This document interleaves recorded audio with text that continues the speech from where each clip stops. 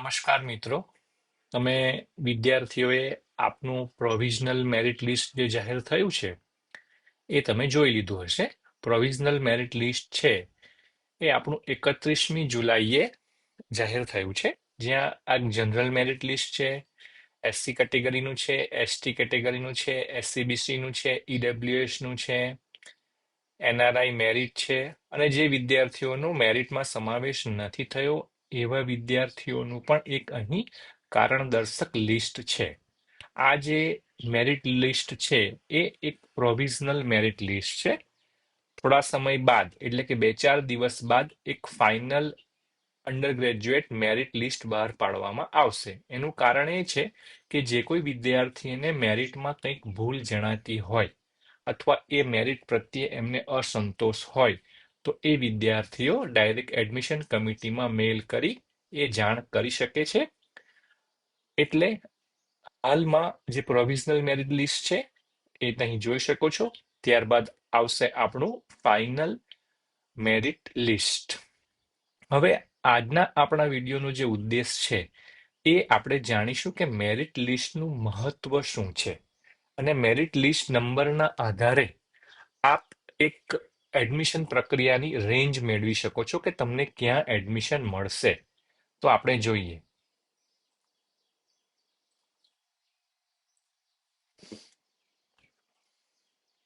તો હું એક એક્ઝામ્પલ લઉં છું એનએચએલ મેડિકલ કોલેજ અમદાવાદનું, કે જ્યાં એક ઓપન કેટેગરીનો વિદ્યાર્થી છે, એક ઓપન કેટેગરીનો લોકલ કોટાનો વિદ્યાર્થી છે, અને એક ઓપન કોટાના મેનેજમેન્ટ કોટાની વાત છે. તો છેલ્લા 5 વર્ષોનું આપ અહીં મેરિટ અને મેરિટ માર્ક્સ અને મેરિટ નંબર જોઈ શકો છો. તો 2024માં જે મેરિટ નંબર હતો એ 2146 છે, માર્ક્સ 616 છે. મેરિટ નંબર 2023માં 1660 છે અને માર્ક્સ 579 છે. 22માં 2009 અને 542 માર્ક છે. એ જ રીતે 21માં 1971 અને 525 માર્ક છે. અને મેરિટ નંબર 2020માં 1777, 1777 અને માર્ક્સ 548 છે. એટલે તમે જોશો તો અહીં 5 વર્ષોમાં મેરિટ નંબર અને મેરિટ માર્ક્સ એ બંનેમાં થોડું તમને વૈવિધ્ય જોવા મળશે. વૈવિધ્ય કઈ રીતે જોવા મળે છે? તો કે તમે જોશો કે ગયા વર્ષે 2146 મેરિટ નંબર સુધી જનરલ કોટામાં એડમિશન મળેલ છે, જ્યારે એની પહેલા સૌથી ઓછો મેરિટ નંબર છે એ 1660 છે. ઓકે, એટલે તમે એક અંદાજ લગાવી શકો કે 1660 થી 2146 એટલે કે મોટા મોટી 1700 મેરિટ નંબરથી 2200 મેરિટ નંબર હોય તો એ કિસ્સામાં તમને એનએચએલ મેડિકલ કોલેજ ખાતે જનરલ કોટામાં એડમિશન મળવાની શક્યતા છે. ઓકે, માર્ક્સ તમે જોશો તો 525 થી લઈને 616 સુધી છે, અને એ જ રીતે તમે મેરિટ નંબર જોશો તો એ 1660 થી લઈને 2146 સુધીમાં વૈવિધ્ય છે. પરંતુ એ મિત્રો ખાસ ધ્યાન રાખવાની વાત છે કે એનએચએલ મેડિકલ કોલેજ ખાતે 2020નું ફીનું ધોરણ અને 24નું ફીનું ધોરણ, એ ફી ધોરણમાં ફેર હતો. કદાચ ફી વધી હોય એટલે વિદ્યાર્થીઓ જે અફોર્ડ ના કરી શકે એવા હોય તો એ એમણે ના લીધું હોય. ઓકે, એટલે ઓપન કેટેગરીમાં અને ખાનગી સંસ્થામાં ફીનું ધોરણ જે છે એ પણ એક અગત્યનો અને મહત્વનો ભાગ ભજવે છે. હવે તમે એ જ રીતે જોશો તો લોકલ કોટામાં, તો લોકલ કોટાની જે રેન્જ છે એ મેક્સિમમ 1926 છે last year merit number, 622 mark છે. 1684 માર્ક મેરિટ નંબર છે, 578 માર્ક છે. 22માં 2279 અને 531 માર્ક્સ છે. ઓકે, તો 1500 થી લઈને 2000 સુધીની કે 2200 સુધીની એક રેન્જ જોવા મળશે એ લોકલ કોટામાં. અહીં પણ હું તમને એ જ વાતનું ધ્યાન જણાવવા માંગુ છું કે અહીં પણ ફીનું ધોરણ અને વિદ્યાર્થી કે વાલીની ફી ચૂકવવાની ક્ષમતા, એ બંને પાસાઓ ખાનગી સંસ્થામાં ખાસ અગત્યનો ભાગ ભજવે છે. હવે મેનેજમેન્ટ કોટામાં જોશો તો એની પણ એક રેન્જ છે. લાસ્ટ યર 11,176 હતું અને ઓછામાં ઓછું 2020માં હતું, જે મેરિટ નંબર હતું 6271. એ રીતે એક અંદાજિત તમે મેળવી શકો છો કે વિદ્યાર્થીને ક્યાં એડમિશન મળશે. હવે એક આપણે 16માં જોઈએ છે ઉદાહરણ એસસી કેટેગરીમાં. તો એસસી કેટેગરીમાં તમે જોશો તો 2024માં મેરિટ નંબર 112 હતો, 23માં 118 મેરિટ નંબર, 22માં 109 મેરિટ નંબર, 21માં 133 નંબર અને 2020માં 118 મેરિટ નંબર. એટલે તમે મેરિટ નંબરની રેન્જ જોશો સોલા મેડિકલ કોલેજ અમદાવાદ ખાતે, તો એની જે રેન્જ છે એ એકદમ ડિફાઇન છે કે 109 થી લઈને 133.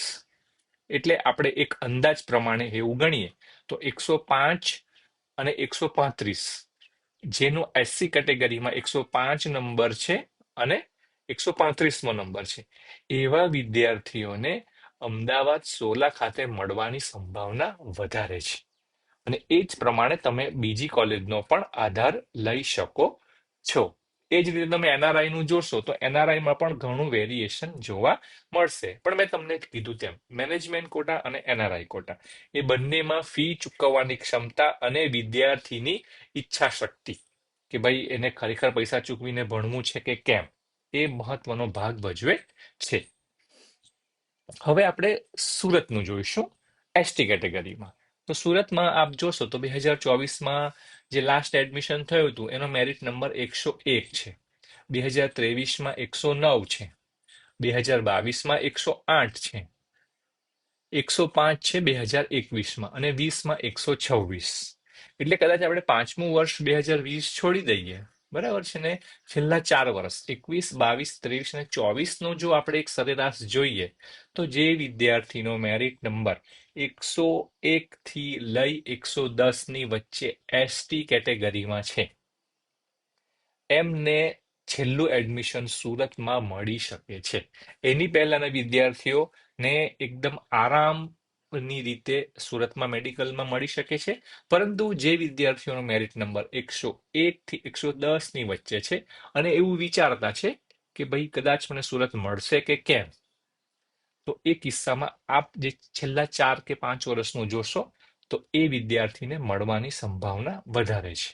માર્ક્સ તમે અહીં જોશો તો માર્ક્સમાં ઘણું વેરિએશન છે, પણ મેરિટ નંબરમાં બહુ જ ઓછું વેરિએશન જોવા મળે છે, ખાસ કરીને કેટેગરીમાં. અને એ પણ ગવર્મેન્ટ મેડિકલ કોલેજ કે જીએમઈઆરએસમાં એ ખૂબ જ ઓછા પ્રમાણમાં વેરિએશન જોવા મળે છે. હવે આપ જોશો બીજી એક ખાનગી college, Cu Shah medical college Surendranagar. હવે આપણે અહીં જોઈશું એસસી બેસી કેટેગરીમાં અધર બેકવર્ડ ક્લાસ. તો આપ અહીં જોશો તો જે લાસ્ટ યર મેરિટ નંબર હતો એ 1319, માર્ક્સ 582, 23માં 1119, 22માં 1045, 2021માં 924 અને 2020માં 859. ઓકે, તો જે વિદ્યાર્થીઓનો મેરિટ નંબર 900 ટુ 1300, 900 થી 1300 ની રેન્જમાં છે, એ વિદ્યાર્થીઓ અને જે વિદ્યાર્થીઓને 900 થી 1300 ની રેન્જમાં છે અને એ વિદ્યાર્થીઓ અગેન હું તમને કહું છું, એ વિદ્યાર્થી ફી ભરી શકે એમ છે અથવા તમે ફી ભરી શકો એમ છો, તો તમને Cu Shah medical college Surendranagar ખાતે મળવાની સંભાવના વધારે છે. એ જ રીતે આપ મેનેજમેન્ટ કોટામાં જોશો તો મેનેજમેન્ટ કોટામાં પણ ખાસું વેરિએશન્સ છે. એ વેરિએશન્સ અગેન બે ફેક્ટર પર ધ્યાન આપે છે, એ ફી ચૂકવવાની ક્ષમતા અને વિદ્યાર્થીની કઈ કોલેજમાં ભણવાની ક્ષમતા છે તે. ઓકે, એટલે આ રીતે તમે પ્રાથમિક અંદાજો મેરિટ નંબરના આધારે મેળવી શકો છો. હવે તમારે લાસ્ટ યરનું મેરિટ નંબર ક્યાં ચેક કરવું, તો એ તમે જોશો તો આપણી જે એમઈડીએડીએમની વેબસાઇટ છે, અહીં last year institute wise rank જોશો એ ખુલશે તો તમને અહીં સંપૂર્ણ દરેક કોલેજનું એક લિસ્ટ મળી જશે. અને અહીં જોશો તો બીજે મેડિકલ કોલેજ છે એનો લાસ્ટ યર જે જનરલ મેરિટ નંબર હતો એ 166 છે. ઓકે, એસએ કેટેગરીમાં જેનો કેટેગરી મેરિટ નંબર હતો એ 28 છે. એ જ રીતે એસટીમાં 42. એ રીતે તમે તમારા મેરિટ નંબર જે 2025નું હાલમાં જે મેરિટ નંબર આવ્યું છે, પ્રોવિઝનલ આવ્યું છે, ત્યારબાદ આવશે ફાઇનલ. તો એના આધારે એક પ્રાથમિક માહિતી મેળવી શકો છો કે તમને ક્યાં એડમિશન મળી શકે એવું છે. હવે હું તમને એ શા માટે જણાવી રહ્યો છું કે ચોઇસ ફિલિંગ પહેલા તમારે આનો અભ્યાસ કરવો કેમ જરૂરી છે. તમે સૌપ્રથમ મેરિટ નંબરના આધારે આ જે તમે માહિતી મેળવશો કે તમને કઈ કોલેજમાં એડમિશન મળી શકે એવું છે, એની એક પ્રાથમિક માહિતી ભેગી કરશો.